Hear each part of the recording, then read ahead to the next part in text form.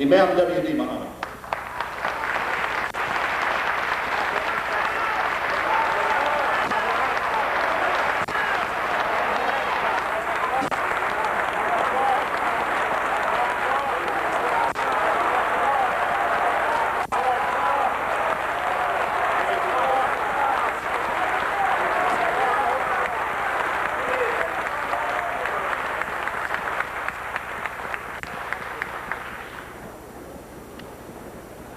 Dear believers, Muslim brothers and sisters, peace be unto you as we greet in Islam, Assalamu alaikum. We thank Allah that is God of all the worlds, the Lord, Creator and Lord of all the worlds. We thank Him for our presence here. We witness that He's one for all His creation and for all people. And we witness that Muhammad, to whom the Qur'an was revealed, is the seal of the prophets, the last of the prophets, God's servant and His messenger, and a mercy to all the world. And we thank Allah that this religion has reached us in America, and we have accepted it. And now we are in harmony with the spirit and letter of this great religion revealed to Muhammad in the Quran by way of the angel Gabriel, as they call him. We are thankful to Allah because this is the greatest thing that could ever happen to any people, for them to get religion correctly from God. We didn't get it easy. We got it the hard way. But so did the people of Moses. They got it the hard way too. They were in bondage. They were under Pharaoh.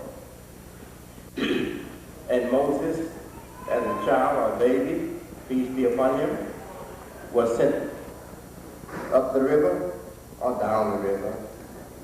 But he went up because he went to a kingdom. He went to a great kingdom, the kingdom of the pharaohs. He was sent there and he became one of the workers in the upper level of leadership for Pharaoh. And God made him know his calling eventually. And when he separated from Pharaoh, the trouble started for him and his people. They were already in bondage, not Moses, because he was sent where he could be free with Pharaoh. But once he rejected Pharaoh, then he was in the same situation with his people. And God guided him over a long period of time.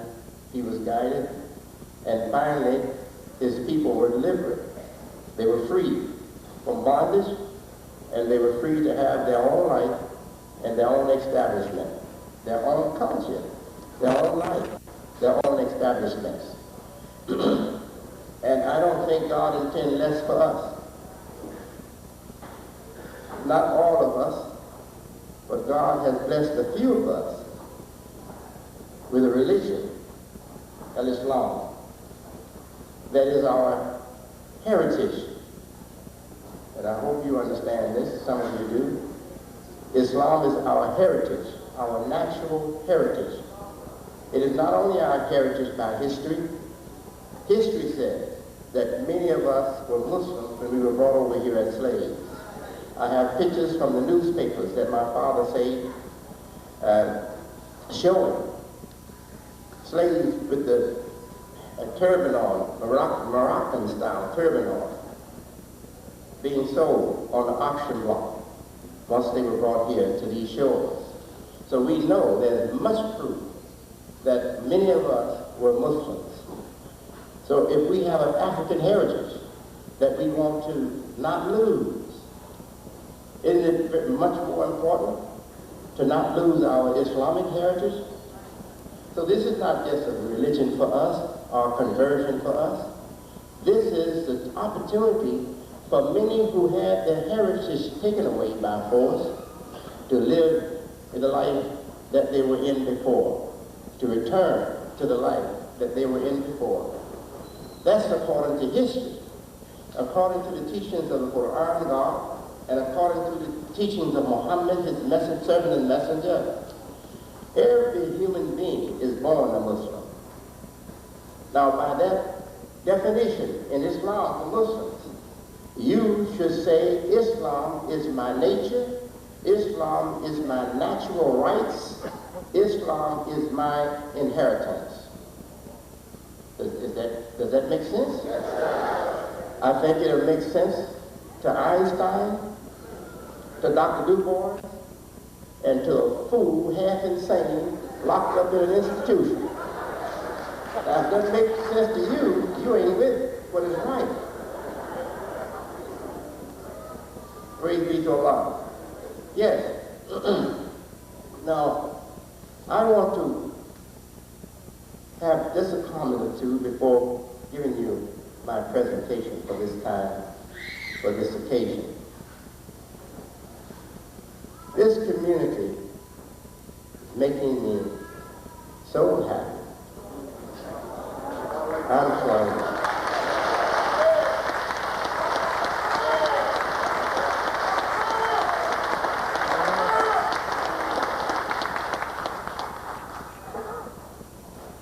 Everywhere I go now, almost, just about everywhere I go, I may see something, you know, looking sloppy and like his half dead or dead. But everywhere I go, I see bright eyes, bright spirit, dignified people going after class. And that makes me so happy.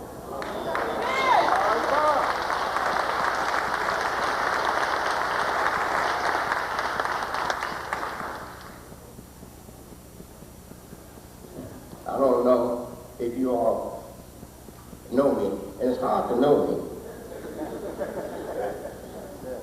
because I will take off class and put on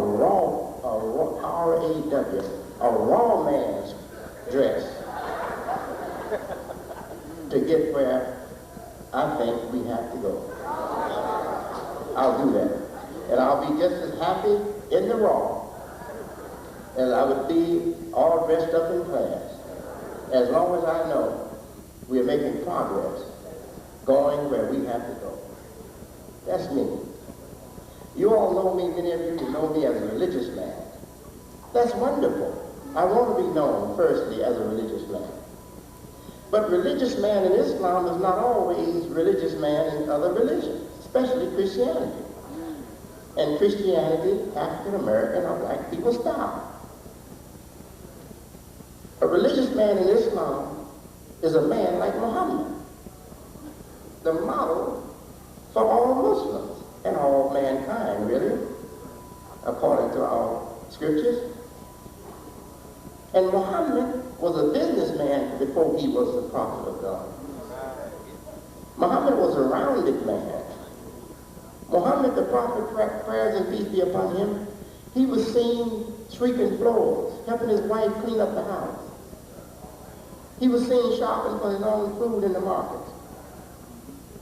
So why should I be different if I represent the office of Muhammad the prophet?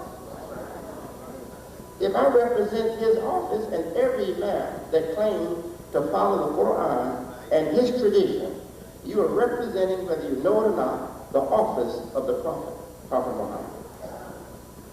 So if I am representing his office, shouldn't I be like him? If I don't have that nature, I should pray to God and try to take on that nature, where I can be comfortable sweeping floors, comfortable going shopping in the market for my own things. We can't say we follow him and then reject his lifestyle.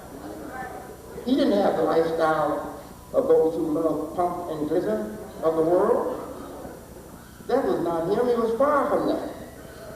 But he was not the kind of leader to impose his taste on other people.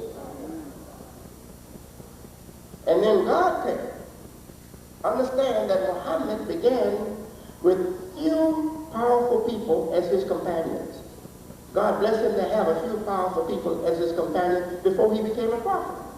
So when he became a prophet, they remained his companions, and they were the best of the people to follow him. Like the Caliph Abu Bakr, we call them Caliphs now. Like his companions, the Sahabas, Abu Bakr, Ali, Uthman, Omar, great men. He blessed him with those men. But the mass, the majority of the followers were poor people. The poor. I don't know if you've heard the story or seen the movie about Ali Baba and the 40 Thieves. The ones who wrote that story, they were looking at Muhammad the Prophet. And Ali Baba is supposed to be Muhammad the Prophet. And the 40 Thieves means his followers. So this is a criticism, this is a negative thing, this is a ridicule of our Prophet and his followers, his first followers, Ali Baba and the 40 Thieves. But at least they had to tell the truth about his purpose. He went out to get riches. If you saw this movie, Ali Baba and the 40 Thieves, or if you heard or you don't know the story, he was not out to get riches. He was out to help those who were oppressed by the rich. And he did help them. He took from the rich and gave it to the poor. And that's what Zakat does. And the leader that followed Muhammad, he said, I will go to war with you if you do not give Zakat. That's what he said. May peace be upon the companion of the Prophet Abu Bakr. He was a mild man, but he said, I will go to war with you if you refuse to give Zakat. Now that was right after the Prophet had been among them, walking and talking and living and working for them. What do you think happened over a period of centuries now? What do you think the people are doing now? They have left Islam, and they're calling themselves Muslims. All over the world, they have left Islam. Very few Muslims in the Muslim world. Very few are leaders, Muslim leaders are in the Muslim world. The great majority of them have left Islam and are living like their ancestors were before Islam came, living like thugs, gangsters, con men, oppressors, etc. That's the state of the Islamic world. Not coming from me, this is what they say about themselves. And what I know about them, I study them. Yeah. So, this is not the only negative I have to bring you here today. One learned Imam that I admire so much, I prayed for him. I prayed for Muhammad, Prophet first, and then after him, I prayed for this man. And this old man told me once, he said, Wallace, you know, the beginning of our religion is a negative. See, we have to say a negative before we say a positive. It begins with la, no. Ilaha illallah, no God but God. It begins with the negative, to establish a positive, to bring in a positive. And God is my witness, I'm going to bring you a negative. I'm going to come from the negative. But I'm coming from the negative so that we can be more positive. Praise be to Allah.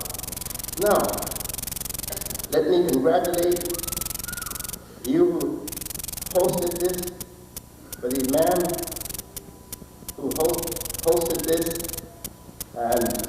event, and the organizers and planners and organizers who initiated it, and the beautiful and beautifully clothed models that have given us this wonderful fashion show today.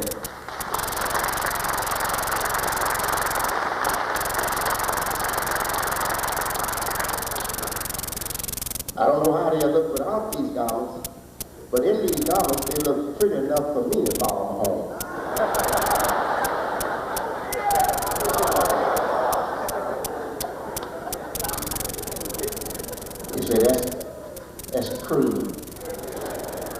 I'm glad I still got a little crudeness in my refinement.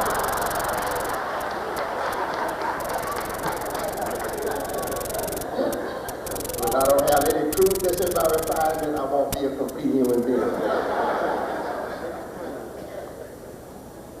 Now, God is my witness. I've never pursued anyone that I didn't marry. God is my witness.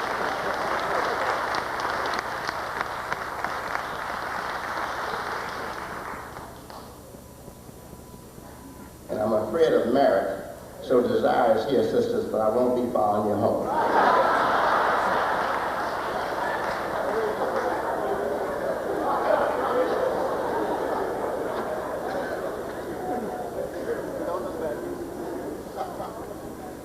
Yes, I have nothing to be ashamed of. If I have something to be ashamed of, I go to Allah with it. As soon as I recognize that I have something I'm ashamed of, I go right to Allah with it, just like that. I have nothing to be ashamed of. I was once threatened by somebody. They said, well, you want me to go public with this? Trying to get me to do something they wanted me to do that I shouldn't have done, and I didn't want to do. I said, go public anytime you want. I said, get on the 6 o'clock news and let me know in advance so I can be watching it. I said, you help yourself. No, can't blackmail me. No, sirree. I won't do a thing if I'm not ashamed. If I'm ashamed to face the people, I'm not going to do it. Because the people's wrath is also God's wrath. God's wrath is through the people and through your own nature. Yeah. So I know not to do anything that'll bring the wrath of the people on me. But if I do that, you won't see me. If I have fall to that level where I'm that weak, you won't see me. I'll be gone. Say, well, he's missing. You don't know whether he's dead or alive, but he's been missing a long time.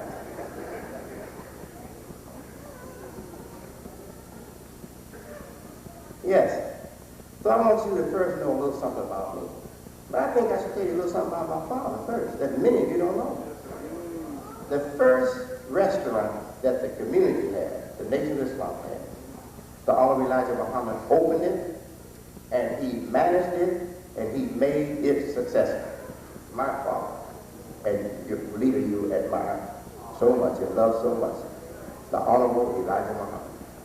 The first grocery store we had was opened, managed, and made successful by the Honorable Elijah Muhammad.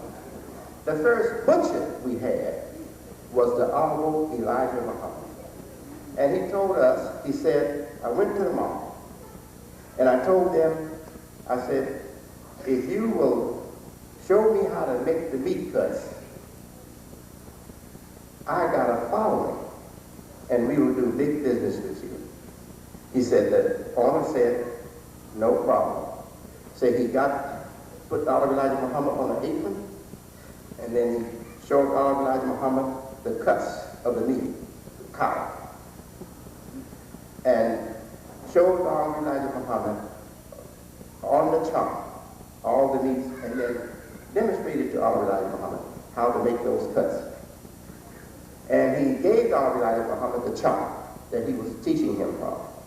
The Honorable Elijah Muhammad took the chop and hung it up into the facility that he had bought with our money, because it was a community. Honorable Elijah Muhammad was supported by beautiful, wonderful people.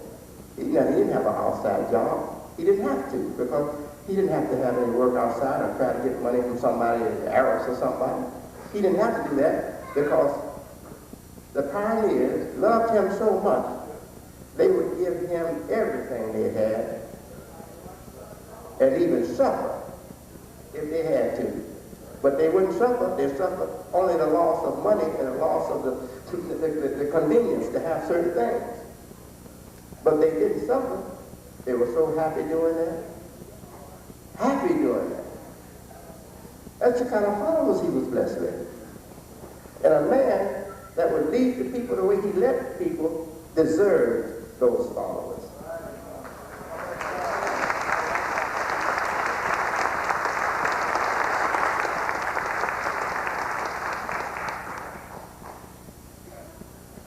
You say, well, why didn't you tell us those things when you were back there telling us that he was wrong? Because I first had to tell you he was wrong to break his grip on you. Right. So I could take you where you had to go.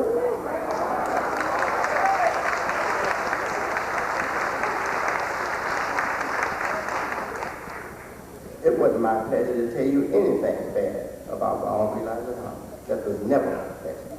It was what I had to do. Now that it's over, we should lift him up. Because he was much more a Muslim than he was not.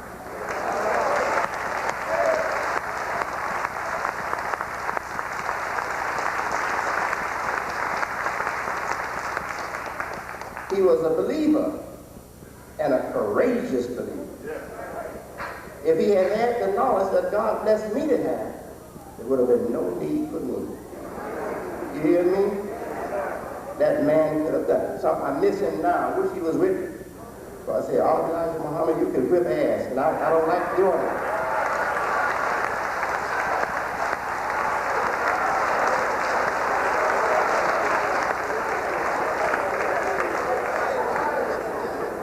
Now see, don't say he used a curse word.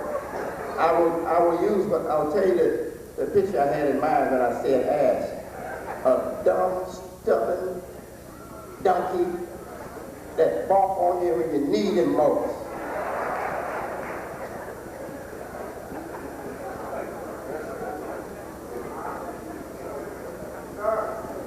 Yeah, Elijah Muhammad didn't tolerate that. He didn't tolerate people disrespecting their posts, disrespecting their job, disrespecting our investment, disrespecting what we want as a life. He didn't tolerate it. I can be patient and pray for you and keep looking at you next day, look at you, see if you improve a little bit. And even if you go back, if you start going back, I say, well, they're going to come forward after a while. Sometimes I hate that side of myself. I wish God Elijah Muhammad could be resurrected and whip ass.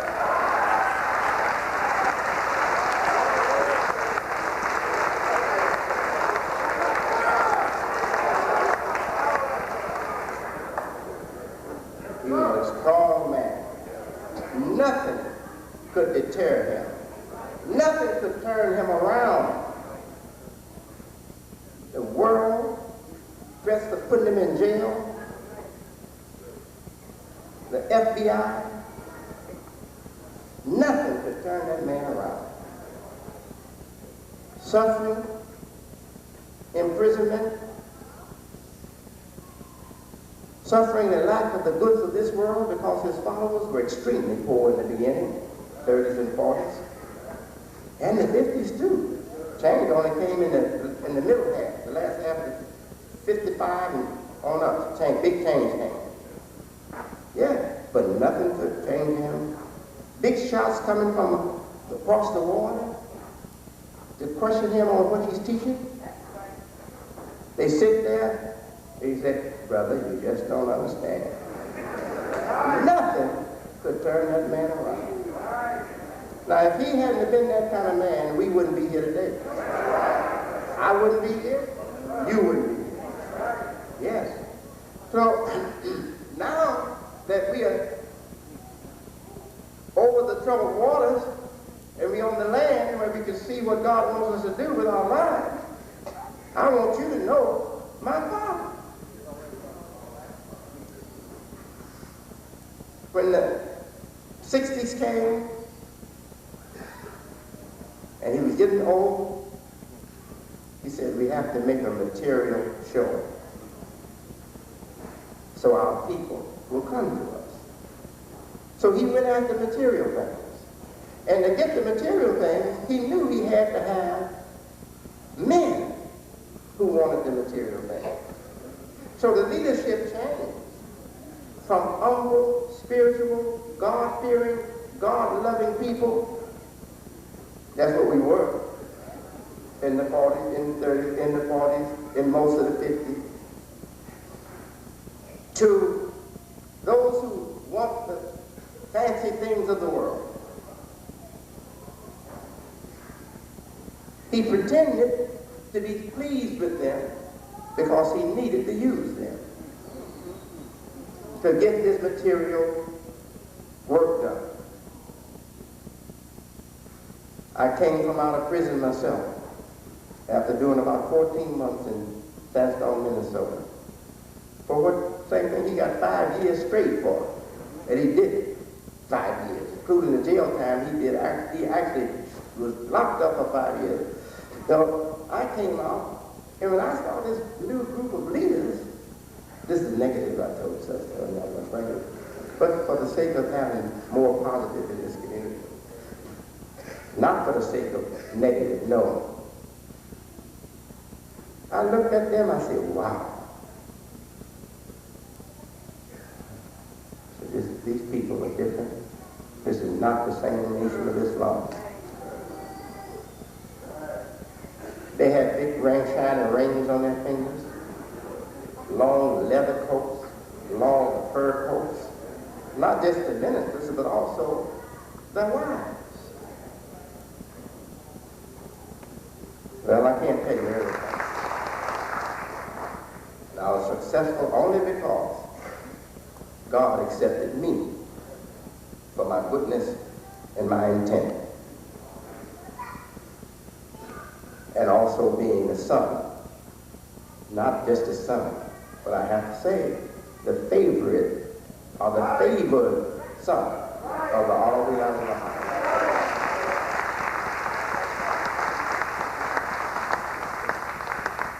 Yes, I was favored to be named after the man he called God in the flesh. Deen Mohammed. We got postcards from his teacher right now, where his teacher signed. Wallace D. Didn't even put Muhammad. Wallace D. It's all he got on the postcard, Wallace D. And sometimes he put W.D. and F. on Farrar. W.D. Farrar. That's how he signed his correspondence to my mother, to my father, and to my father's brother, Kalak, who was supreme captain in the time of Farrar. He sent them cards. And I didn't ask for those cards. My cousin, the son of my Uncle Kalak, brought me cards that his father had and showed them to me. And my mother, before she passed, she said, son, I want you to have these. And she gave me some cards from him.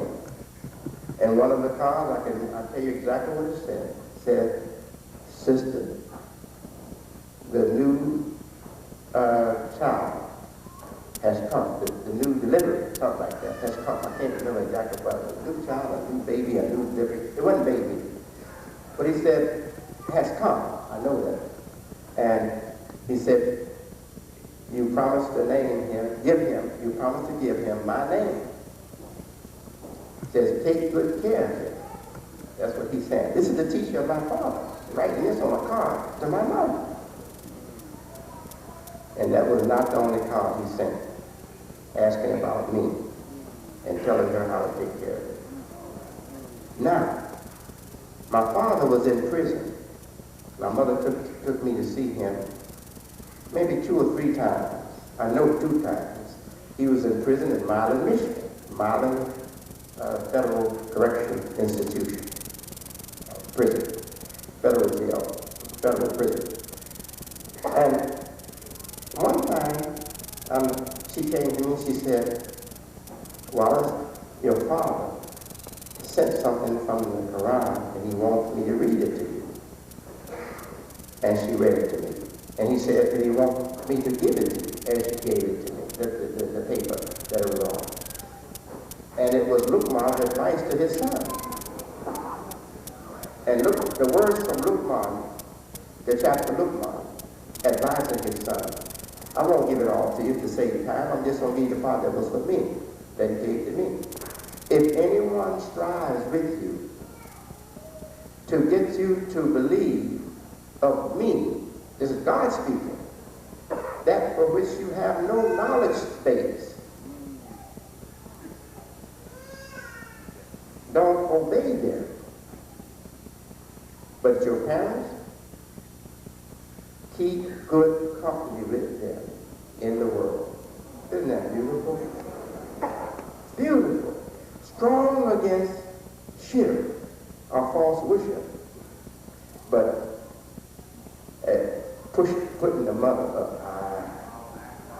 That if your mother wants you to believe something that's wrong or good, don't follow it if you have a knowledge that's against what she's telling you.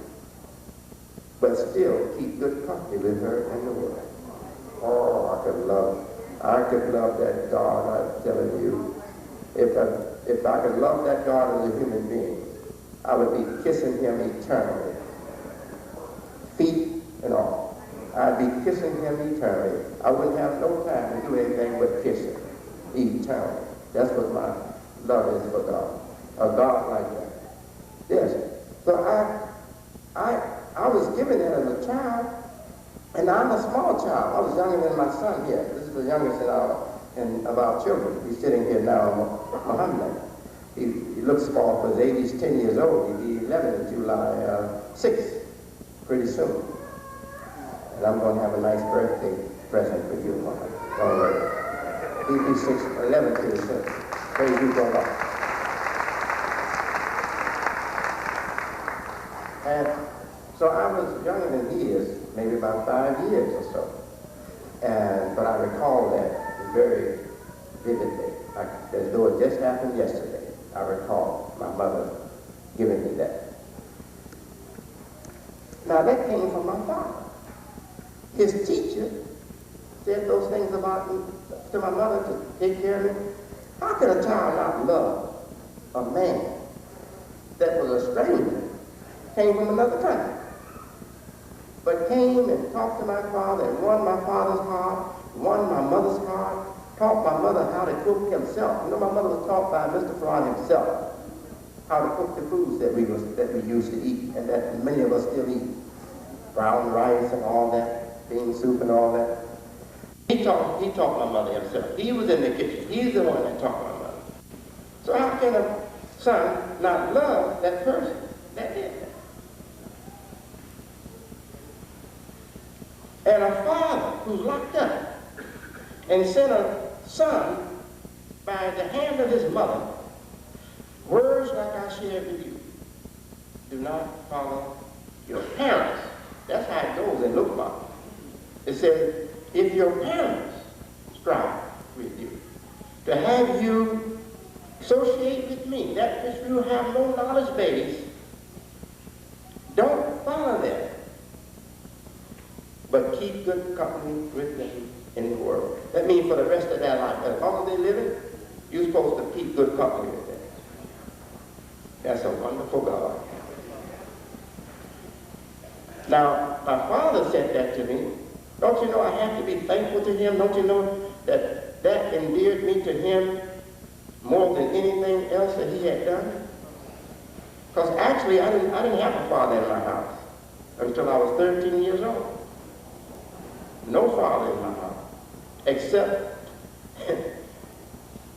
through my mother, or with my mother. And believe me, she kept him more present than he could have been if he was there physically. When he came and started living with us after imprisonment, we had it easy. Yeah, he was mild. She didn't have to enforce the law for him, you know. He was there, you know. She could relax a little bit. I said a little bit. She was still, as she said, I'll put the skin off your bones. She was still to be feared. Though he was there, milder man, much milder human being, much milder human being. Yes. So I'm sharing this with you so you can see better. Me. If you see me better, then you can accept me better. I'm not after money. I've never been. And I want you to know my father was not after money except for a cause. He never been. I've seen the ring, I saw a fancy diamond pin on his tie once. And he was conscious of me and I was conscious of him. When he noticed that I was looking at it, he gave me a sign. Didn't say a thing. Gave me a sign with his face. tell me I'm not, son, this is not me, I'm not impressed with this thing. He didn't have to say a word with his mouth. And I was very comfortable. He had fancy cars, Cadillac, new Cadillac, but never was he attached to those things. I'm telling you something about Muhammad that you need to know. He was never attached to those things, but he fooled that new group. He pretended like this is, oh yes, we're being put now in heaven, brothers. This is the heaven God promised us. No, that was not him. He was fooling the new leaders so he could use them to help him build the business to impress our people to come and join the Nation of Islam. I have had to do the same thing. When I started out, I had to use people that I was not compatible with. I had no likeness. I found in them nothing of the spirit that was in me. But I had to use them to get support for what I wanted to do at that time. And that is change it, bend it until it was straight enough to leave it alone. And they were there to help me bend it because they were sent among us to destroy what we had before. So they used me and I used them. The only difference, I used them up and they didn't use me up.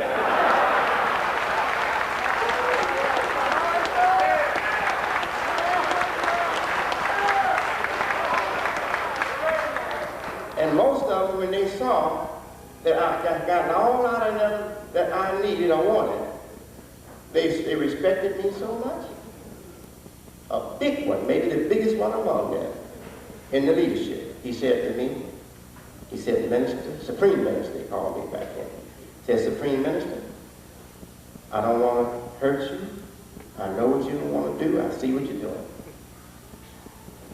So I'm not going to hurt you. I'm going to just go. I'll just leave. And he left. He said, anything you ever need from me, just call. Just ask. Now that was a man that I pray God keep him and bless him with a good life here and hereafter. That was a strong and honorable man. Another one, almost as big as he was trying to get me to take on a style, a fancy style as a leader, wear fancy robes looking like Christian ministers' robes, that wear those big old bishop robes, those big old robes and stuff. So I pretended to go along for a while.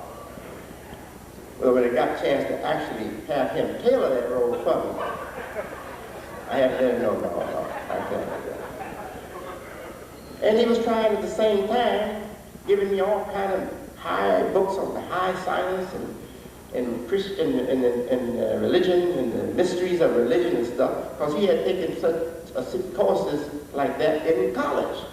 That was his qualification as a college graduate. He was qualified in religious symbols and mysteries of religion, Christianity. So he's giving me all these big books. So he came with this other big man once, with a big old book like this, after coming with one big like that before, come with another big one. So I had to stop.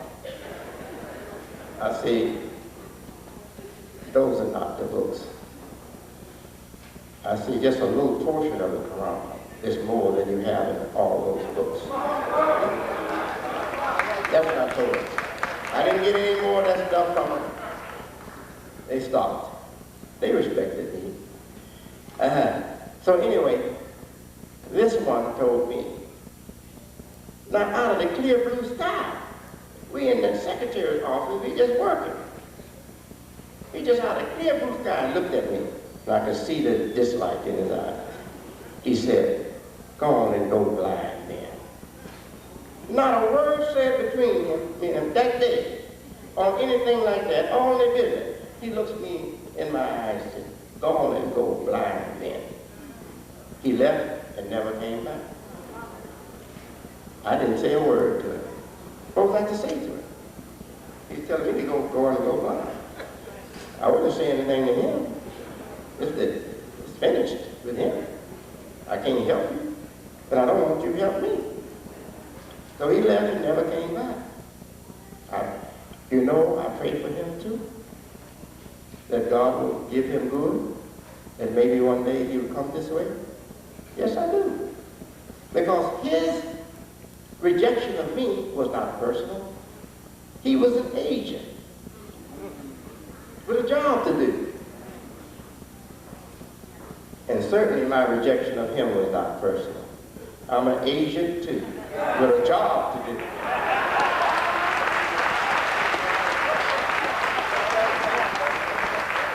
Praise be to Allah. I could hear somebody saying something. I don't hear what she's saying. I don't even have time for it anyway. God has brought me into the field of great works. I don't have time for that anymore. Yes. So that gives you a picture of my father. My mother, I can describe her in one sentence. She lived and died for W.D. Farrar and her husband, Elijah Muhammad.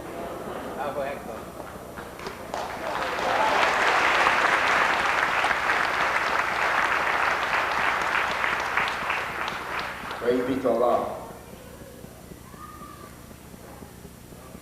Nature doesn't give us strong, special people like that often. They don't come often.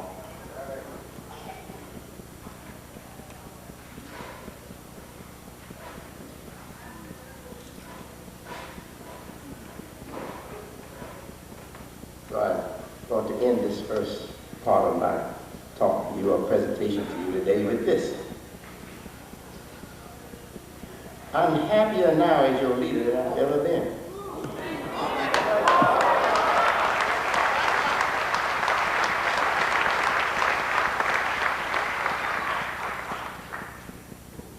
It's rejoicing time now. The bad times, trouble times has gone. It's rejoicing time now. Praise be to Allah. But it's not time to drop our guard.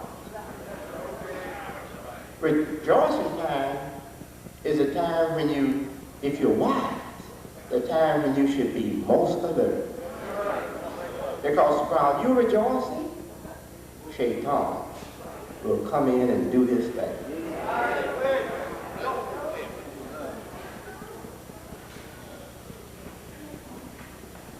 Brothers come in the egg meat market. I'm really thankful to Allah for that facility and very proud of it and us that we had the money to get it and equip it. Not through equipping it, but we made a good start. They come in there and they see me with an apron on, cutting the meat up or something. In the 50s, might have been close to 1960.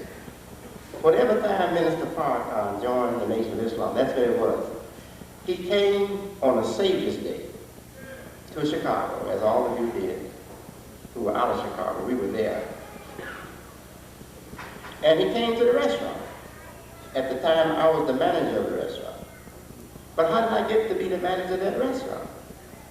My father started me off on 31st and Wentworth with my brother, slaughtering live chickens. Yes, we slaughtered our own chickens. Back then, under Elijah Muhammad. And you know what he told us to say before we cut the throat? He told us to say, Bismillah. He said, and then say, now he didn't have the whole thing, but when he had knowledge of it, he used it. He gave it to us. He said, say Bismillah. He said, and then say, creature, if you can save your life, save it.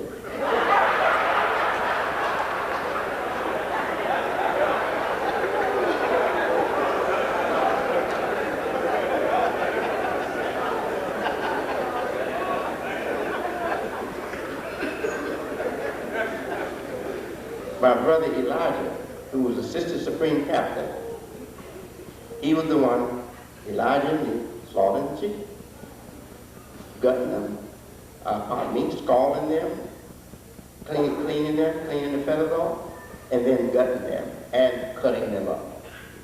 That's what we did when I was about 14 years old. No more than 14 or 15 years old. So you see where my experience comes from?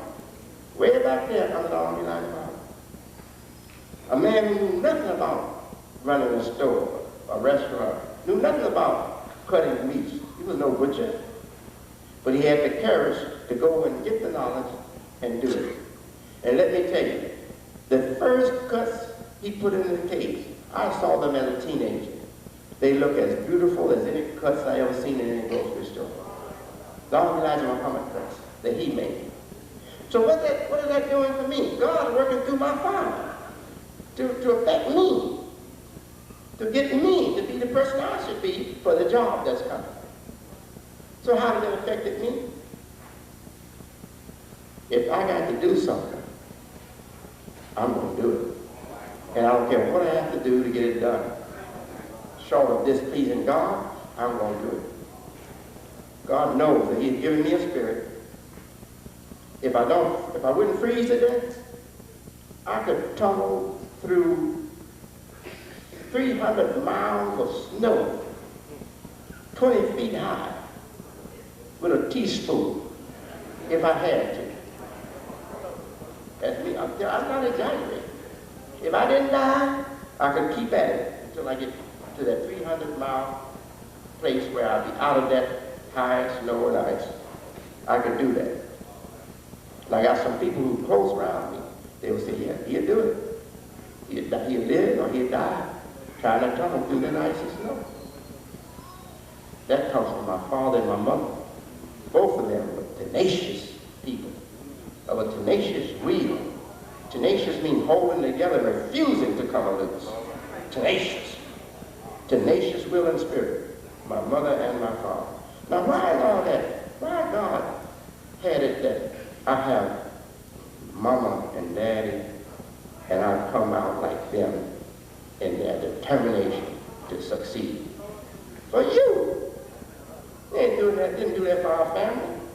They did that for you. Can you understand that? One of us, our family of us, we don't need that kind of exceptional person. We can make it with just a little bit of what my father and mother had. But to get the whole people to go where they're supposed to go, you need that extraordinary willpower and determination, tenacious spirit and will. You need that. So God created my mother and father and me for you. Now you gonna turn us down? I can't understand you. He didn't do it for us, he did it for you. That's why we love you.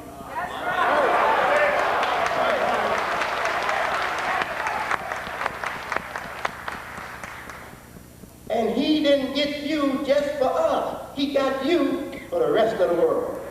If they see, when they see what we accomplished from where we came from, the whole world will be affected. If there's anything powerful enough to straighten the Islamic world up, the international Islamic world up, it's you. You.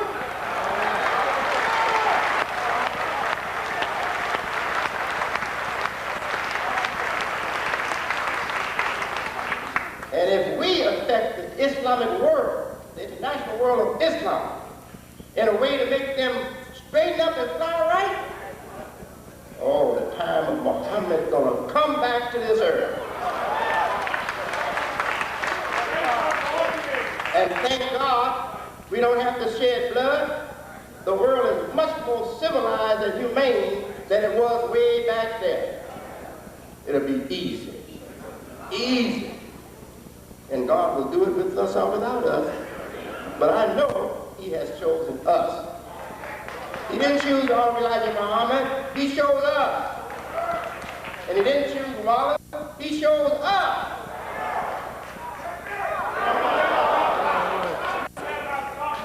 We cannot stop now.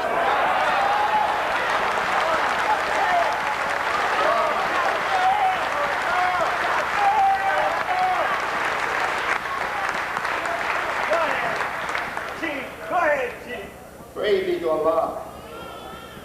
This is no small thing. No small thing. My father was not a prophet. He was not a messenger of God that got revelation like Muhammad or the messengers and prophets of God. In fact, he told me, I didn't get mine that way. I got mine from a man from God in the flesh, in person. And you know, what he said was wrong and what he said was right. If a man gives his whole life and purpose to God, then God is in that man. God is in his flesh. You hear what I'm saying? Well, where you have the Quranic proof? Where you have proof of that? I wouldn't say it if I didn't have it. God knows I kill myself before I lie against the Quran. Allah says in the Quran that he, where is he? He said he hovers between a mortal. That means a flesh and blood person, and his heart. And his heart. So if he hovers between my body and my heart, he's inside me. He's inside me. He's inside me, keeping me, preserving me. And you know, all the great religions of the book and Quran and Islam, which is established by the Quran and Muhammad, the Prophet be upon him, say that God is everywhere. Allah says he wants us to give our attention and our focus to the house, the holy sacred house built by Abraham and his son Ishmael. Ibrahim and Ismail, the two prophets, father and son. But he says also in the Quran, whichever way you turn yourself or your face, there you will find the face of God. So whichever way I turn, he said whichever way, that means God, God, God, God. He is everywhere.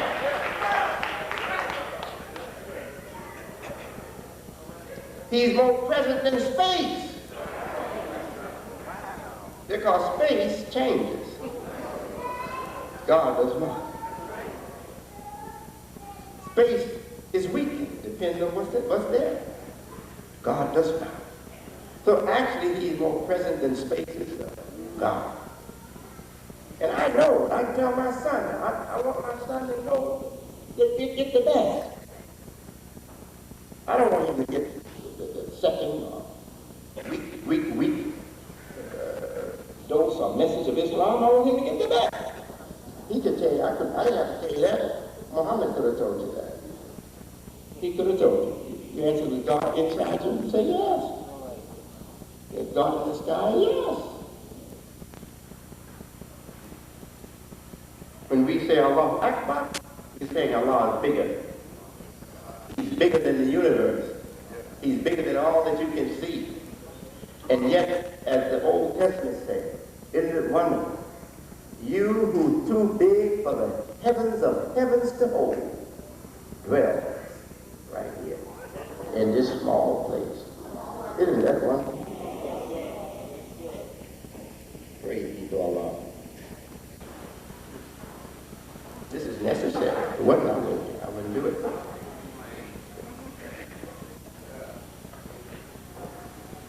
Now, before I go further, I want to say this to you. The money world is a cross, a C-R-O-S-S. The money world is a cross. On it lies crucified.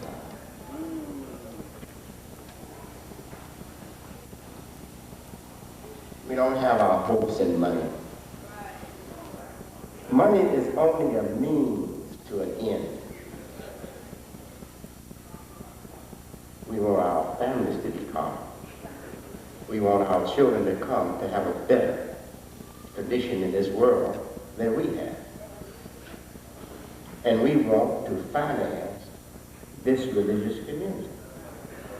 So if will have what it needs to be the strong and beautiful Quran, Muslim community following the Quran and Muhammad's way of life under God alone. That's what we want. We can't do it without money.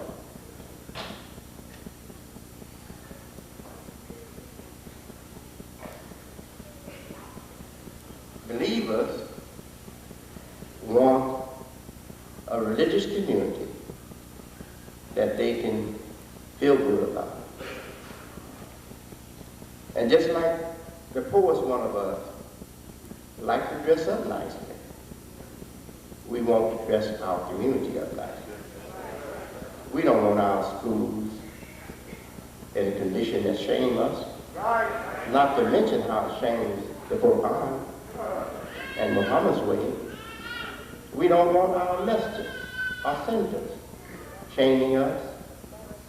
We don't want our teachers shaming us. We have to bring everything up to par so that we feel good when we look at it and we can celebrate our accomplishments. To do that, we have to have money. And I'm not the leader that will allow, with my endorsement or with my consent, your leaders that claim to be following me, to oppress you and treat you like you're pack animals or slaves. I won't accept that. So if I won't accept that, how are we going to get the money? You don't have enough money for them to put them in nice cars, nice living quarters, and dress them up nicely. You're poorer than they are. You don't have enough money for that. So we got to get the money, and the only way I know to get it is the way the world has got it. Business. Business. We have to be business. We have to have business sense, and we have to do business in a business way. Bismillahirrahmanirrahim.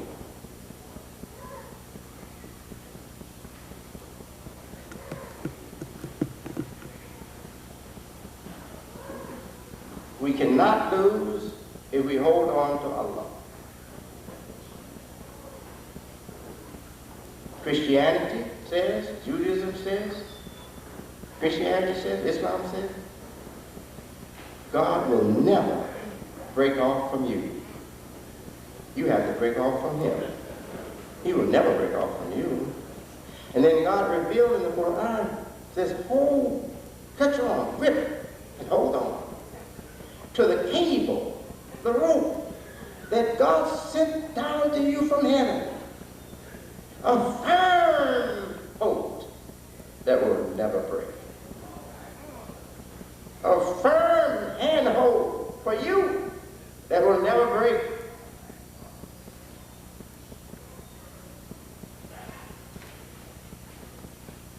Now you know, God created us to be born just like animals.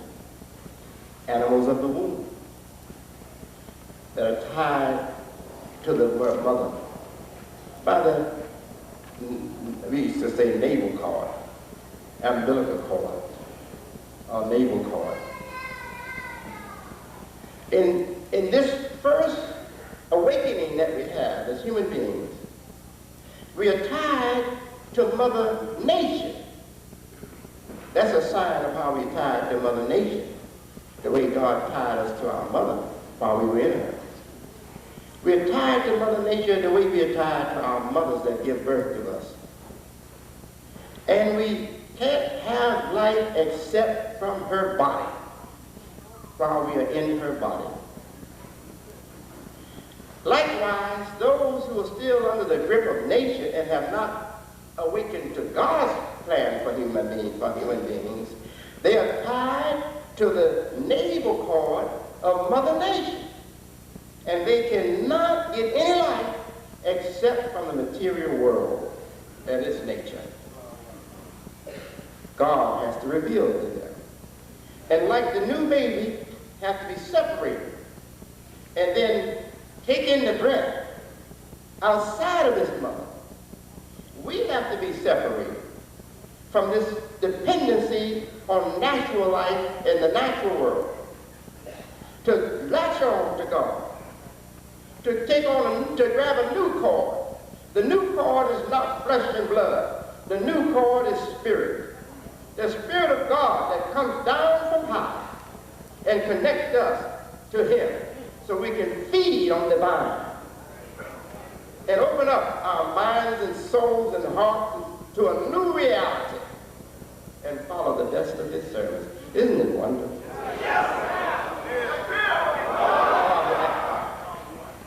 In the text, it is called the unity, but unity is not in the text. It means that if we accept this alone can unite us. If we accept it, if we accept that picture, that idea of God, that alone can bring us together in unity. Allahu Akbar. It is also called Ikhlas. Surah. But where's Ikhlas in the text? The Arabs, when they finish with a discussion, or they finish with something, and they're tired of this belonging, like some of you are on my talk here. God, no, I'm not holding you. I'm not holding you. God is holding you. I let you go anytime you get ready. Go to the washroom, go out, go back home, go play. God knows. I'll let you go anytime you get ready. And God offended will love you still.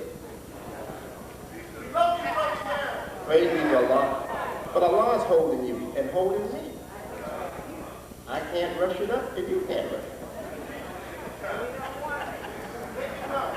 Praise be to Allah. So it's called Surah Al-Ikhlas. And the Arabs, when they finish with something, they say khalas, from the same root. Khalas. They mean finished, concluded, nothing else to be said or done. So they appropriately, it gave this name to this chapter, and it's very appropriate for it. Because the logic here says, it's finished, there's no more to be said. Now what many learned leaders of Islam, scholars and imams, muftis and everything in the Islamic world don't know is this that I'm going to tell you right now. Go ahead. The Bible ends with Revelation says it is done, finished. But it wasn't done. It was not finished. Allah had to give the Qur'an and this surah that finishes the discussion about who is God, what is God, where is God, finishes it.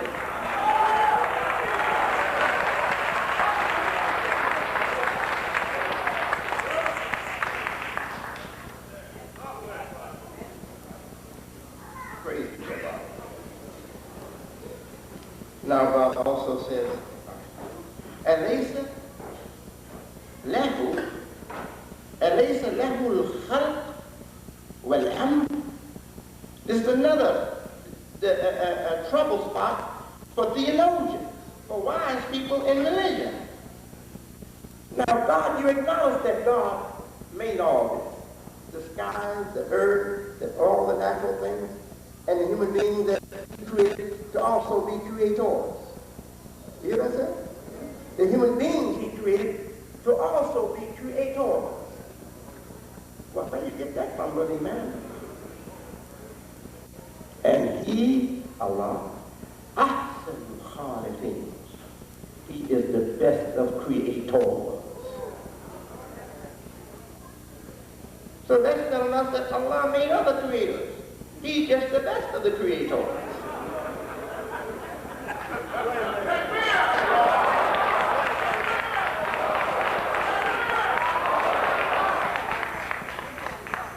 Say, well, what has man created? Goods, comforts, and a lot of other things on that side, and hell.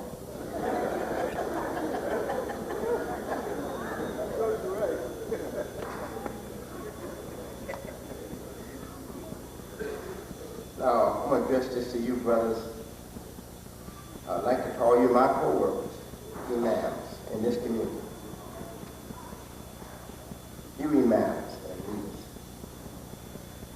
God knows that there's nothing I want to give you except peace. Assalamu alaikum. Peace be unto you. When I say that, it's not just a greeting that I'm not conscious of. I wish you to have peace, and I wish you to be responsible or obligated to keep the peace. Yes, I do.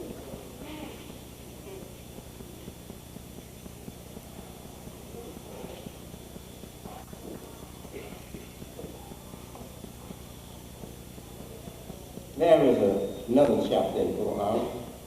Bismillahirrahmanirrahim. لإلاف قريش إلافهم رحلة الشتاء والصيف.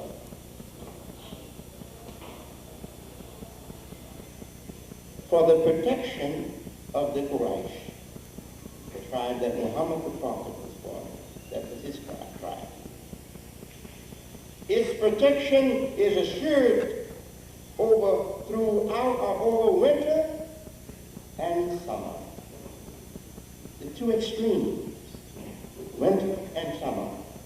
Winter brings death to earth and crops, and the warm weather brings the life back again. The extreme of both can be very harmful and punishing. Extreme cold can be punishing. Extreme heat can be punishing. The cold will kill your work. The farmer, the agriculturist. The cold will kill your work, but also the heat will kill your work. Dry out.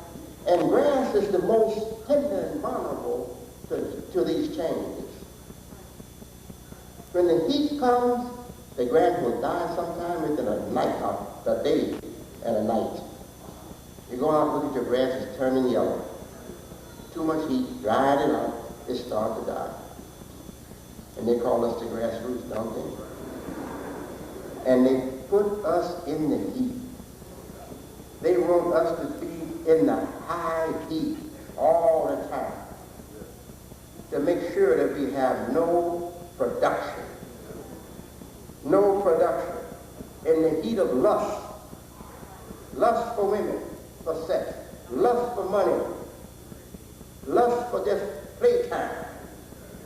They put us in the lust for life to burn us up so we cannot have any production. Burn the life out of us. And we are grass only because we haven't been paid to get the life that God intended for us. That second life, that second breath of life. Once you get that second breath of life, you're not grass anymore. You're a much higher creation than grass after you get that second life. Praise be to Allah. So that for the protection of Christ through winter and summer, the extremes of life that kill you and kill your production. Says, therefore, therefore, serve, worship the Lord of this house. Now, the house built by Abraham and his son Ishmael, the descendants of Ishmael is accepted to be, or known to be and accepted to be, the Arabs. The Arabs. So this is saying to the Arabs, it was your father, whose father was Abraham, who built this house. And this house is the reason why you are protected from the extremes of winter and summer. Pilgrims were coming there before Muhammad the Prophet. Pilgrims had lost its meaning and connection with God in the right way, but it still was a connection with God. Only with 369 gods, so history says, that they had placed in that house 369 household gods. Some was said to give them better crops. If you prayed to them, their crops would be better. If you needed rain, pray to this one, the rain will come. If you need money, pray to this one, money will come. If you need healing, pray to that one, healing will come. So they had a God for almost everything. If you want the land to bear more, pray to that one, the God of fertility, the land will bear more. But they had that kind of attachment to their house, and their gods were in their house. And because they all shared that belief, they all would come once a year to make circles around that house, just as we do now. The only thing, they didn't have the dignity that we have. They thought it was nice to go around the house in the nude. So they would go around the house in the nude, naked. This is history. They would go around the house in the nude. What that means, what that tells us about them and that house. It tells us that they believed that house was the beginning of creation for human beings. That house was represented housing the first life of human beings. And the first life of human beings is naked. The baby is the first life of human beings. And the baby comes here naked. So they saw that house as the house that protected the first human being, the most ancient of houses. I could tell you a lot on that house. All right. So God is saying through Muhammad to his people, the Arabs, he's saying to them, you didn't do this yourself. God bless you with this good situation. But you got a house, you lost the purity of it, but you still got the house, and it brings all of you from distant places once a year to this place. And that's how you survive the winters and the summers, the extremes of the winters and the summers. The merchants would get rich once a year like they do now. The merchants would get rich for doing every pilgrimage. They would get rich because people are coming in, they have to stay there for the duration of the time of our pilgrimage, and they have to have food, they have to buy things, so the merchants would be ready. Big bazaar. And the food would be there and everything. And they're paying for it. They're paying even for the water. Like some of them right now, they charge you for water. You don't have to pay them, you can go to them and get your own water. But for convenience, if you're real thirsty, you buy the water. Say, how much $1? Give me $1. Oh, then never mind. So God gave them that security from the extremes of life, cold winters and summers that burn up your production. So God is reminding them of that, so they would listen to Muhammad and respect where he's coming from. And this was not the only chapter or the only piece of revelation that caught the Arab's attention, but this was a powerful piece of revelation from God that caught the Arab's attention. Now you may say, well, this revelation is not to Arabs. You're correct. It's to all of us. Because all of us live in the extreme of winter and summer. And God has given all of us original, innocent, virgin nature, that if we return to it, we can have a good life that will protect us from the extremes of winter and summer. Because when you love the original creation that God made, not a lying human being, a truthful human being, not a rebellious human being, an obeying human being. Every baby comes here, not lying to us, but being truthful, with his affections and everything else. The baby doesn't like you, ain't gonna hug and kiss you until he learns psychology and lying from us. That baby won't hug and kiss you, that baby rejects you. And when it gives you its affections, it's true and sincere. And you will have the life that you can build from.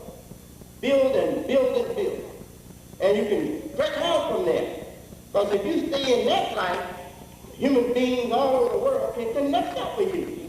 Because that's the life God gave them originally too. Innocent life, truthful life, not hypocritical life.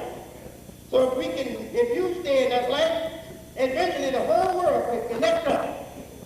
Because that's the life he gave every human being before they were Asian, African, European, black, white, and other colors. He gave them that life. They're born human before they are born in any other identity. And if you will stay in that original purity of the human he created, you can connect up with the world of mankind. And all of you can have protection from the extremes of weather and summer.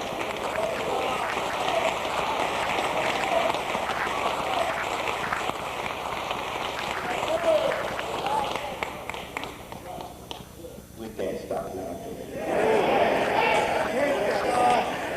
They'll have to kill me and all those who with me. We will not stop now. They couldn't stop us before.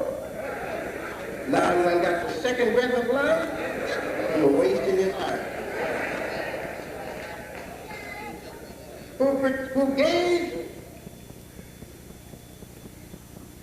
الذي أطعمهم من جوع وأمنهم من خوف. The one who made them, who fed them against hunger, and who made them safe or secure from fear. Isn't that wonderful? And you know, when we're hungry, we start to be afraid about life. Oh, I'm going to die if I don't get something. Right? Hunger and fear goes together. The extremes of the one gives you the extremes of the other.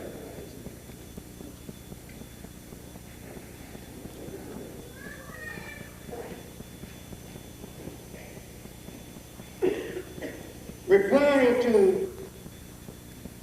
the Pharaoh of ancient Egypt. Pharaoh got to be so mighty with his people and his nation and their building, their great building works. He got to be so mighty that he had to begin to think he was the only God existing. And he laughed at Moses and the God that Moses represented.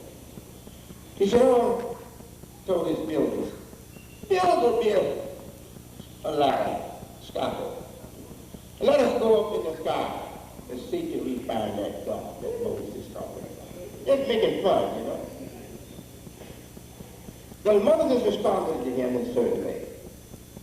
Abraham responded to him in this way. He threatened to cut Abraham off from life. On Abraham in the prophet be peace, and Abraham said, الذي خلقني سيهديني. He who gave me my creation, or who created me, will guide me, shall guide me, سيهديني, shall guide me. So with that,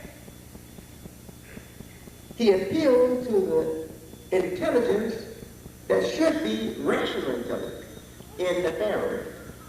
But he also, at the same time, gave a conclusive, emphatic and conclusive statement to Pharaoh. You're wasting your time with me. I will not be guided by you. You're not going to guide my life. The God who created me is the one that shall guide me. So he was making an emphatic statement to Pharaoh, saying, never will you get me. But at the same time, he was appealing to the intelligence of Pharaoh. He was saying to Pharaoh, guidance comes from the creation of God. God created things to guide the intelligence of human beings. Pharaoh, you should know this better than anybody. All your science you got, science of colors, science of plants, science of construction, all of that you got. Chemistry and all the sciences you got. You know you didn't get those sciences from yourself. You got those sciences from studying what God created. So he was appealing to his good senses, his rational senses at the same time. And living for me, said me. He who created me shall guide me. He was saying to Pharaoh, you lie. You don't give God credit for your guidance. So I'm telling you, I'm not like you, Pharaoh. I worship the God that guides me through his creation. He created me and gave me guidance in his creation. That's the God I worship. I'm not going to be a hypocrite like you, Pharaoh. Get all the help from creation that God made, and then you claim yourself you God. Don't you know those pharaohs exist today? The secular world, the public school system,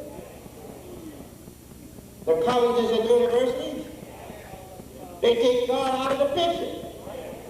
So you will worship them as the great minds that have brought all this science and wisdom and knowledge, etc.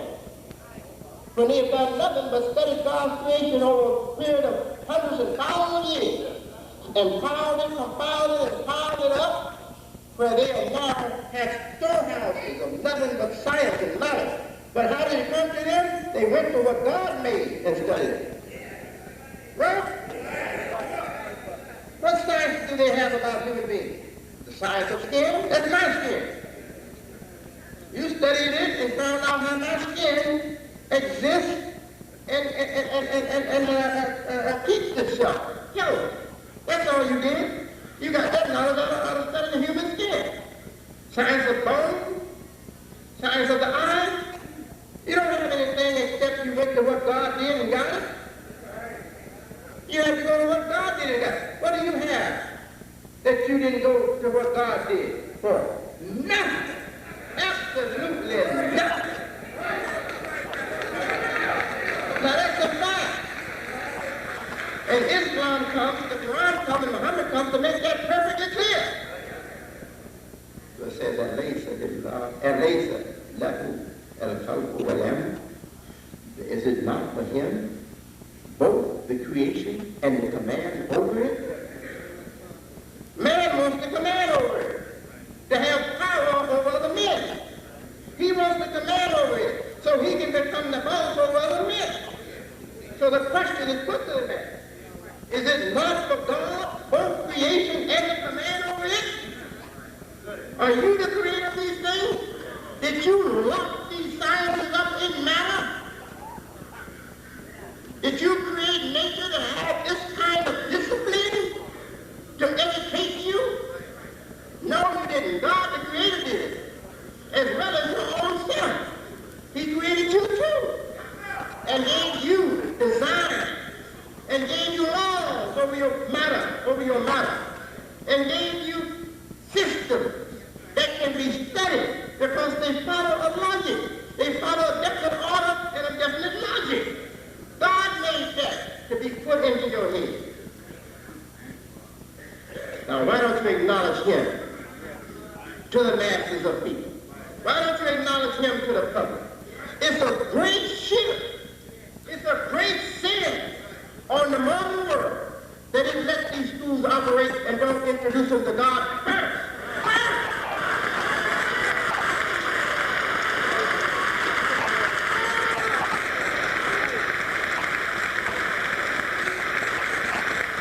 You didn't bring about anything that you're using. You didn't create it. You didn't make its laws. You didn't make its patterns. You didn't create these systems. And you can't better them. You can't change them. You got the benefit from all these. So before you tell the child anything about education, you should tell the child without the creation, matter that you see, the skies and the earth and our bodies and animals, bodies created by a power we don't know and can't conquer, we would not have anything to teach you in the school. That's what they should tell them first. Then they would be educating children and educating people who will have it straight and who will be free to make much more of their lives than what they're making of their lives today. Because you can have a PhD, you can have many PhDs, and you can fall down to the lowest of the low. Drugs, liquor, lust for the things of this world can bring that PhD down to the lowest of the low. Disappointment, something he attached himself to or she attached herself to, disappoints you, fall down sometime to the lowest of the low. But if they would introduce education correctly, begin with the God that made the world, out of which all knowledge comes.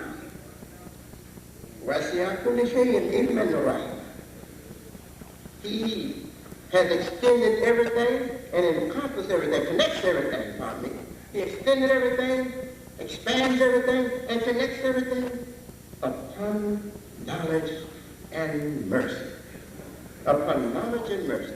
What is God telling us? Telling us everything created has a knowledge to offer you. And everything created has a mercy to offer you. Doesn't civilization, the growth of education for society, bring not only knowledge, but also a more compassionate world to live in? Yes, sir. A more comfortable and more merciful world to live in. So God has said that by way of revelation to Muhammad the Prophet. Yes, this is necessary, what I'm doing. Take your time. Take your time.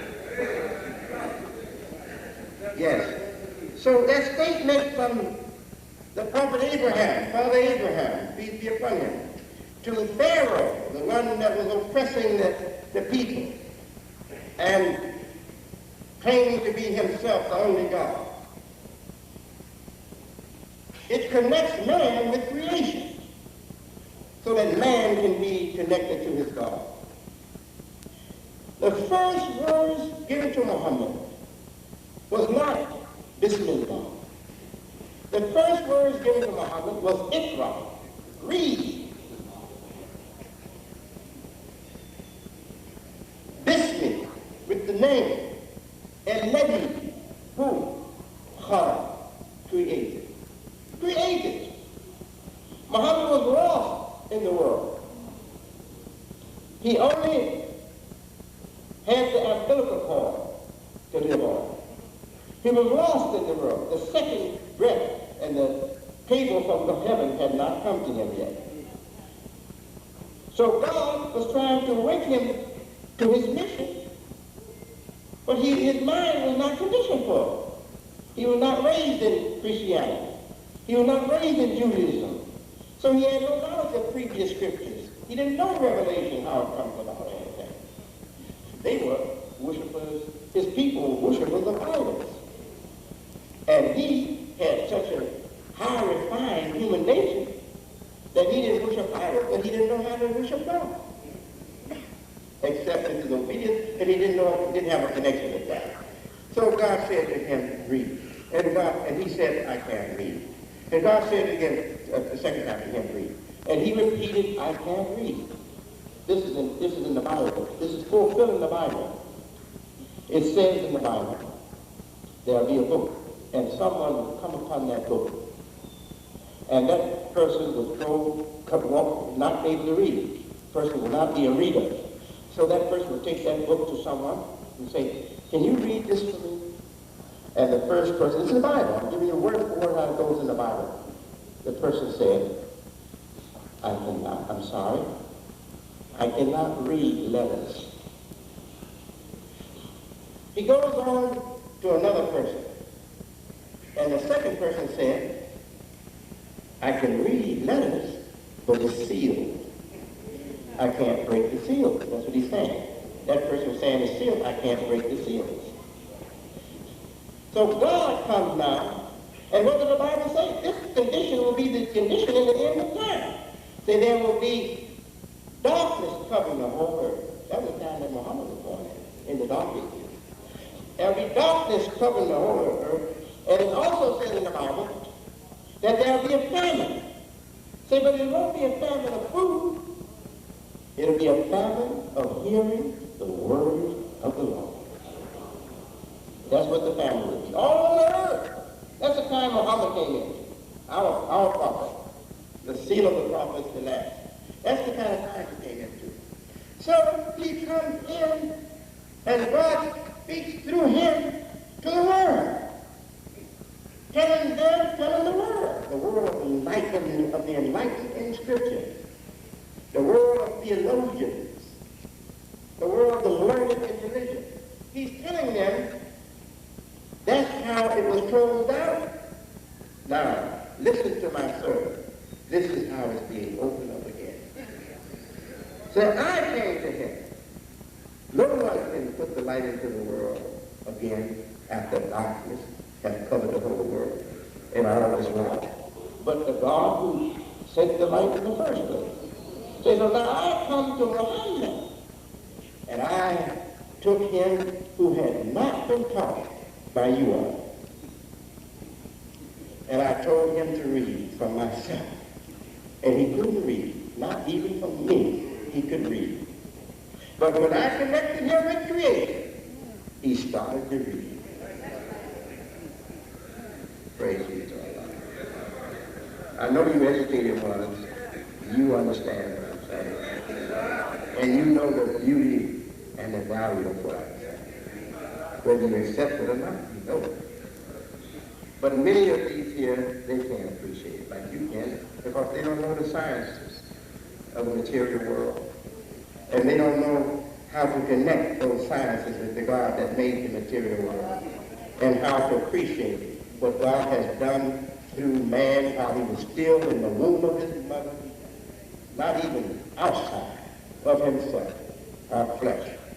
What God did for him made him so wise with the powers of creation, with the knowledge and powers of creation, and just want him to be born again.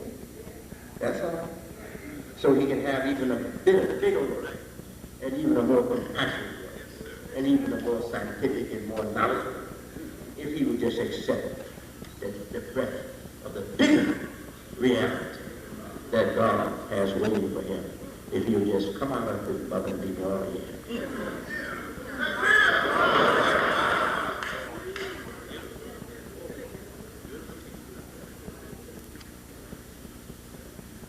So God says in another place, he says, and believe me, the Bible bears witness of what I'm saying to you.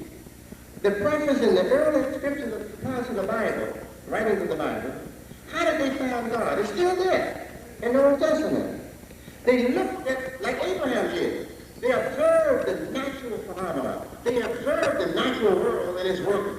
Sky, sun, rain, clouds, and rain, thunder, lightning.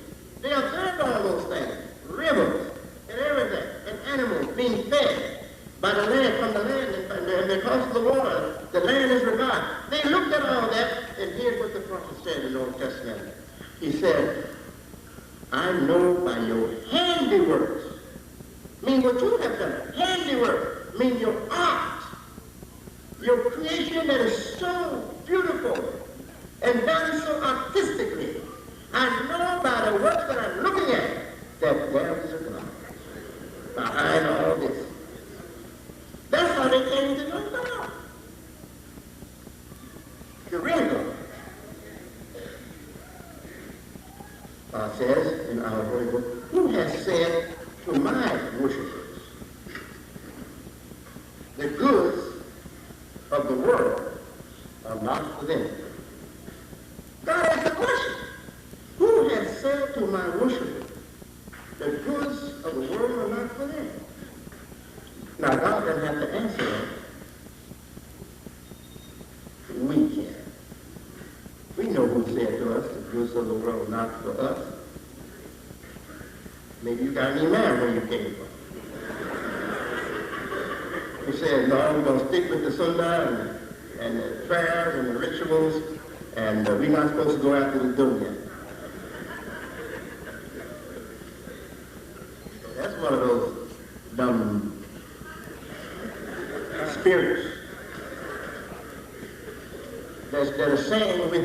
action and not with his mouth.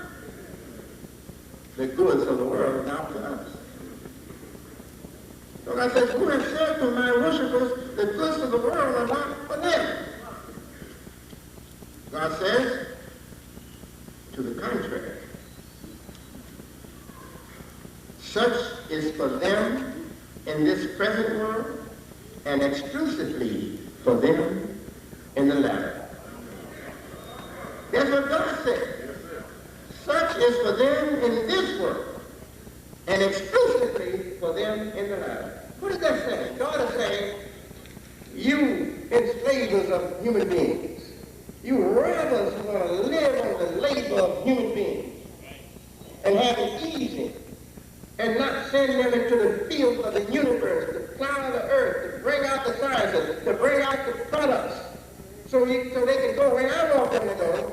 You're holding them back, claiming to be holy and not of this world, and telling them that they're not supposed to have these things. But who's feeding you? They're feeding you. Who's clothing you? You want them to clothe you. Who's putting you in a nice car? You want them to put you in a nice car. Who's keeping your rent paid? You want them to keep your rent paid. Who will buy you a nice house to live in? You want them to do that. But you're telling them, stay away from those things. So you're telling them, I want you to get no more money than what I need.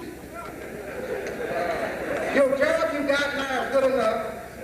And sometimes the pressure gets so hard and you believe that man is approved by God, you'll go out and do something unlawful.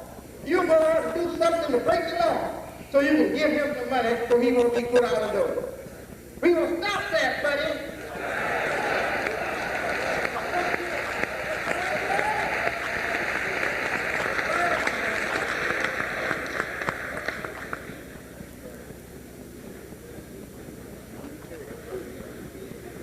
God is the provider. He provides for all. And abundantly. Abundantly. Don't forget what I said in the beginning. Muhammad the Prophet was a businessman before he became the prophet. God is the one who fed against hunger and secured us against fear. Just as he did for the tribe of Christ. He has fed us against hunger, and he has secured us against fear. Yes, he has.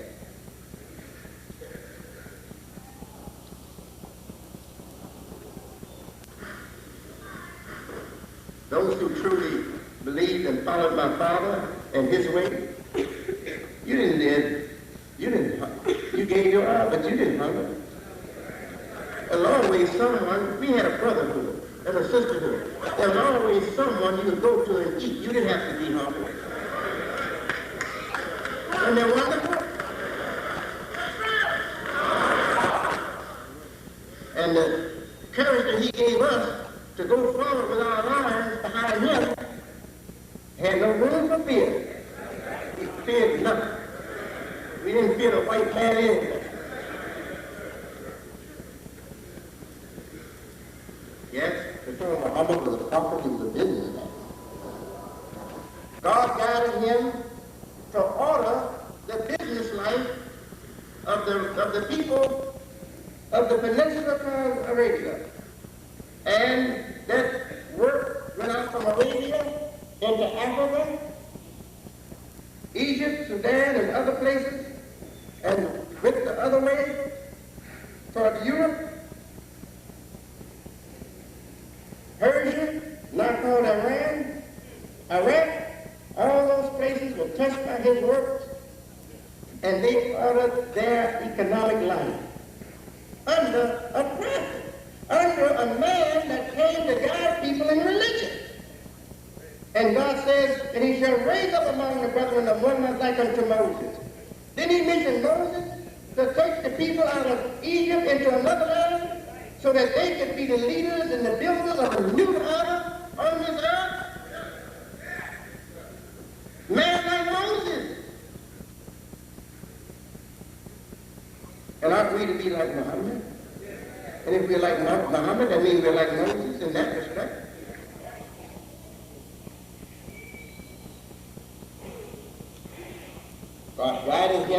became builders, great builders,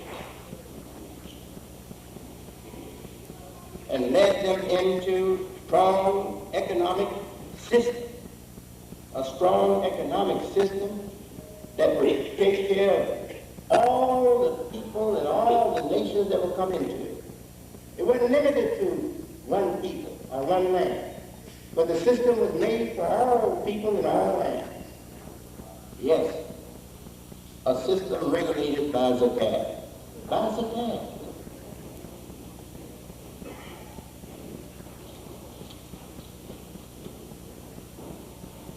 God says, Ya ayyuhalladhina amanu qu anfusakum wa ahlikum nara. All believers, save your own self and your family from the fire of hell, from hellfire. But it didn't say hellfire, it said nara, just fire.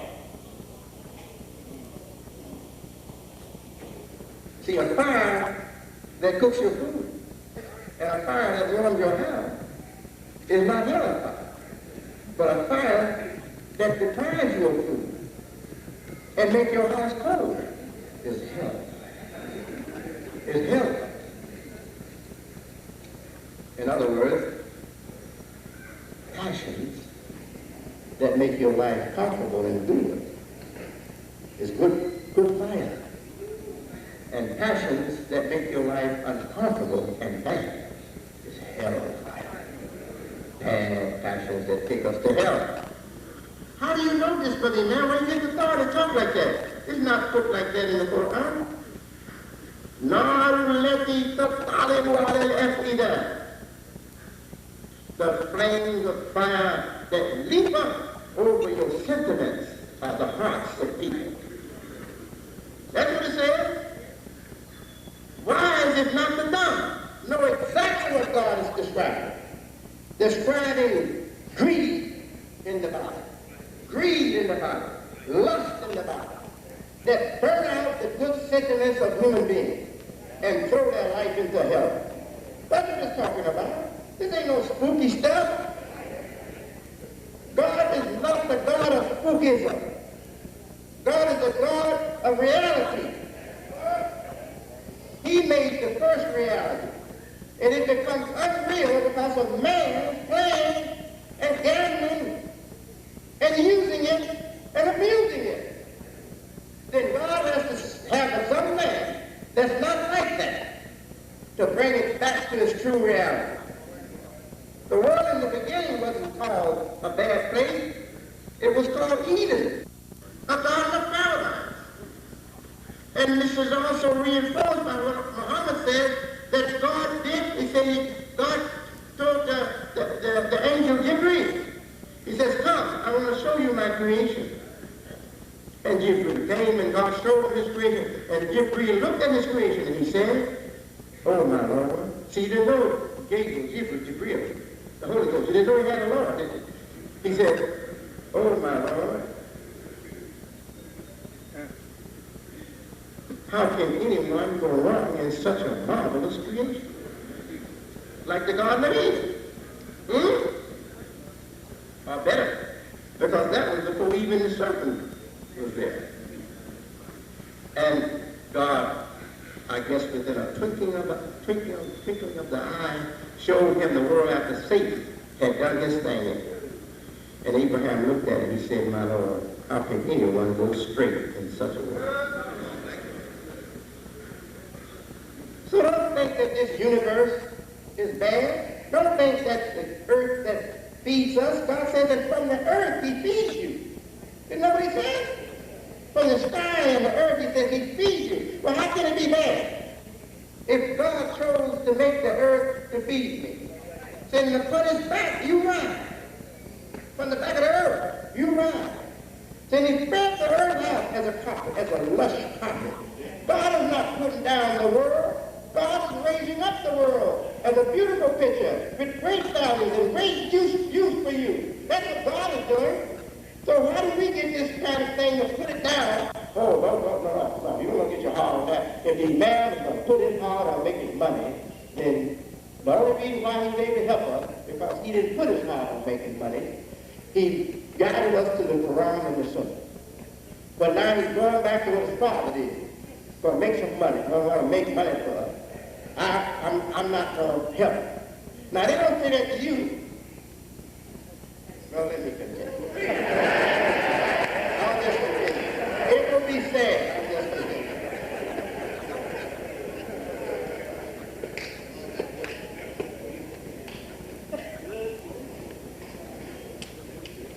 Yes.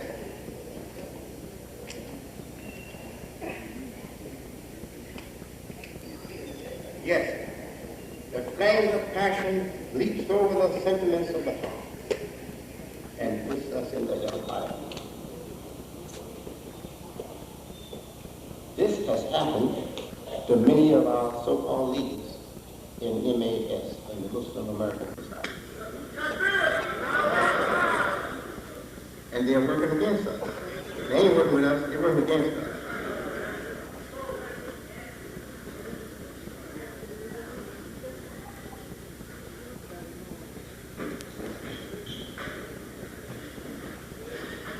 The selfish thing in their hearts makes them rivals instead of helpers. They are our rivals instead of our helpers. And they didn't just come about it. They're among us and they're organized secretly. And they organized secretly long ago, even before I became your leader. They organized and set themselves over you by a show of support for my father in the first phase, and by a show of support for me in this phase.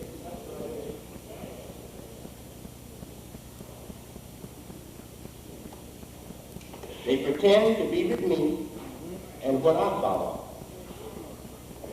Years ago, a few joined, but most of them worked against our collective buying program. You will recall that, many of you. Those faking Islamic support behind our religious initiatives gave open support to the great man Elijah Muhammad, gave open support to his economic program. Back there, they hung around to rob the believers.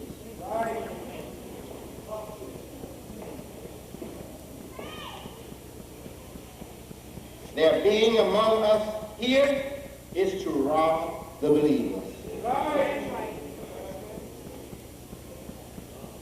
As religion teaches, in its first progression, human nature is attracted to the darkness of mystery and secrecy.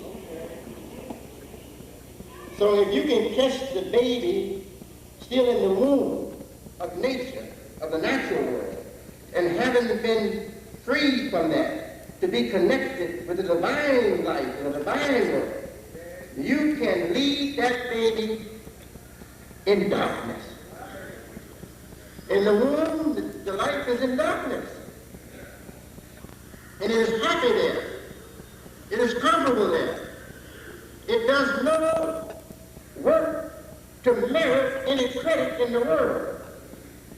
It has to be freed before it can do work to merit credit in the world. All the credit goes to the Imam, in whose stomach you are.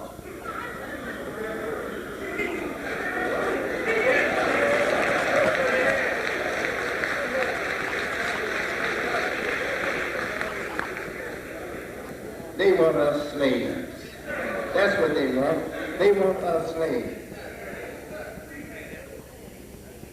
While we live and after we die. But while we live and after we die, God will have us, and God will have us not in their grip, but free.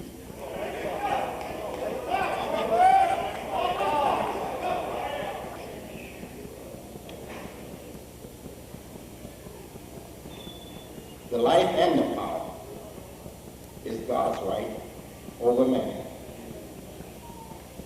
taking our life back. We've been doing it ever since I came into the picture. And we can't stop now.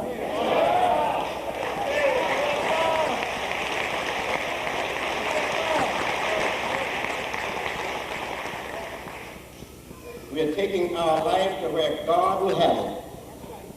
We ain't going to stop until we get there. We ain't going to stop halfway with just half of our life to satisfy slave makers who want to just suck our blood till we're gone from this earth. No. So I say to you, imams, that have shown me by you not coming out in the Muslim Journal, making a statement in support of what I'm doing in the way of business. I'm saying to you, you're against me and you're against us.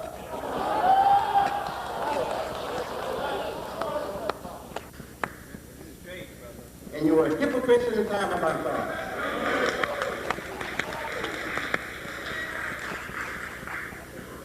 I don't want anything for you but a better life for you. God is my witness.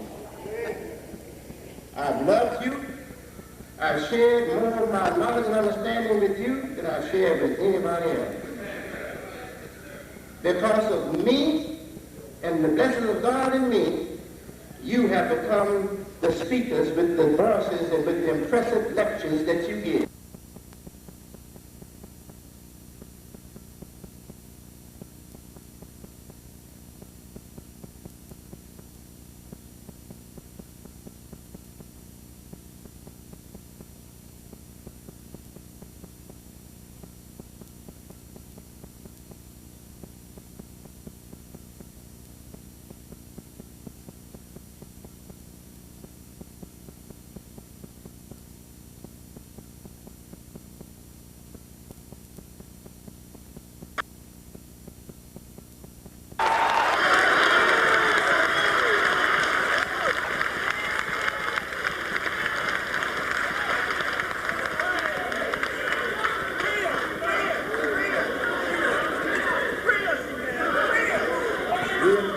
These conspirators long enough. We're too busy now to tolerate them.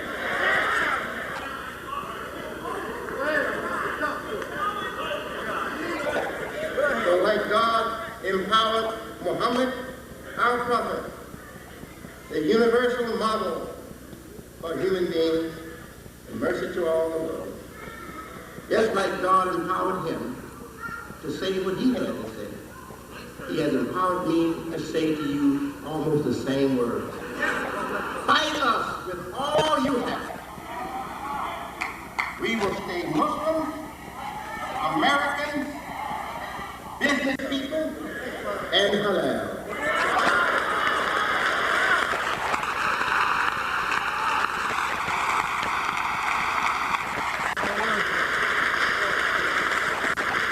So your game is over here. I'm not going to visit them. One place I used to go to their graduation almost every year. You know why they wanted me to go to graduation? They didn't want me to go to graduation in the first year. They were getting speakers from outside, and they were speaking. But they learned from me that I wanted to help their school, and that they didn't have to pay me or give me anything. So to save money, they knew I would attract a lot of people to the banquet, and they would get a lot of money. So to save money, they started inviting me every year. But I didn't accept money from them. You will not get that kindness again.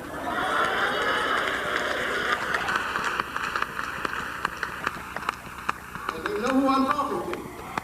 They know exactly who I'm talking to. The MAS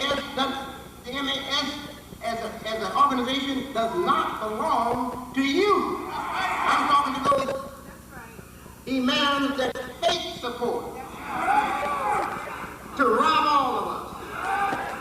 It does not belong to you. I'm the one who gave you that number. God guided me to give you that number. And I'm the one who had the name registered long before I gave it to you. So you're not going to take that name. You go on where you want to go. So we are still the Muslim American society. That's our name.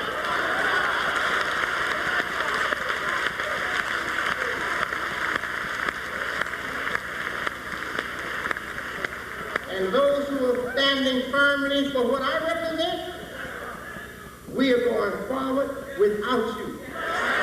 Our progress is going to put you where you belong, in the poorhouse for good.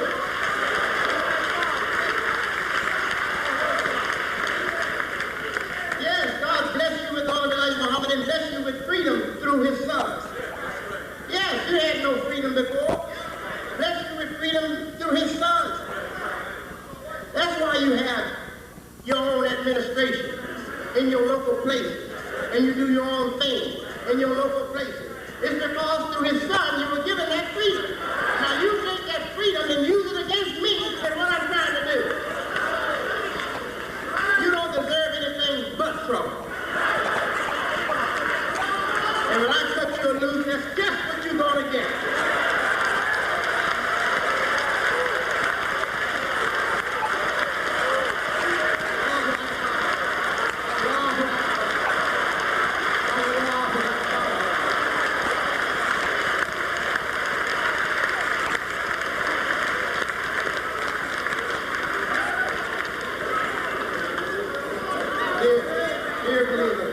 Dear believers, history repeats itself.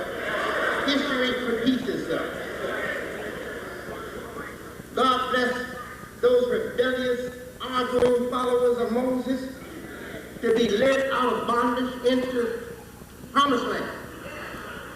And they got out there and they set out on it.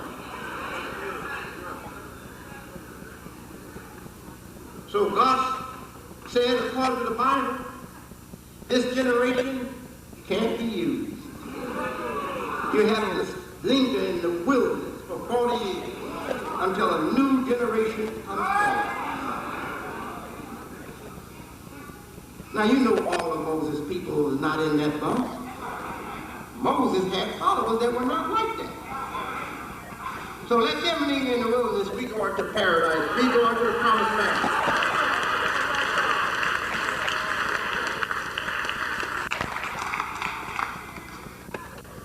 I conclude this by saying to you, you have gotten a glimpse of what we can do for ourselves. And isn't that what it's all about? And let me tell you, the obligation on us to stand up on our own feet and to be responsible for our own families and for our own neighborhood, for the areas that we live in. The obligation on us is as much as a holy obligation as saying your prayers, as making your vows, as witnessing that there is but one God. Yes, it is. Why? Because we were once connected with God, Allah. And many of us were connected, that came over here slaves, were connected with the qur'an and Muhammad. And that was taken away from us. Our possession, our holy, sacred possession was taken away from us. And we were raised up as slaves and beaten down to the position of inferior people. Now, to bring that back, to make the connection again, and give these people again, their babies are innocent. Maybe they were guilty. Maybe they didn't keep the law. Maybe they didn't respect the Quran. Maybe they didn't respect the way of Muhammad. So they deserve what was done to them. But what about their children, their babies? We are innocent. And God will save the innocent. He will destroy the whole universe to save the innocent. So don't think I don't have power. I have the power of the prophet. Because what I'm doing is the work of the prophet. And God started this, not me. Thank you. Peace.